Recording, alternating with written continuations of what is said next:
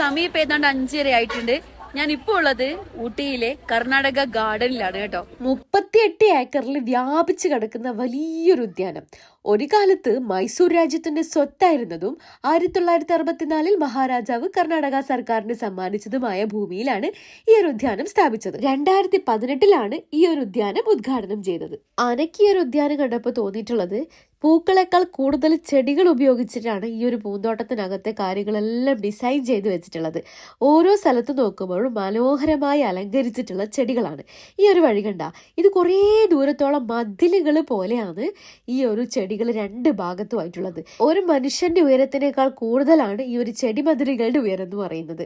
കാരണം ഇതിങ്ങനെ നടന്ന് പോയി കഴിഞ്ഞാൽ നമ്മൾ എത്തുന്നത് മറ്റൊരു ഉദ്യാനത്തിലേക്കാണ്. പിന്നെ ഏറ്റവും അട്രാക്ഷൻ ആയിട്ട് തോന്നിയിട്ടുള്ളത് ഈ കാണുന്നൊരു തൂക്കുപാലമാണ്. ഏകദേശം ഈ ഒരു ഏരിയയുടെ ഭൂരിഭാഗം സ്ഥലങ്ങളിലും ഇങ്ങനെ ഒരു പച്ചപ്പ് തന്നെയാണ് കാണാൻ പറ്റുക.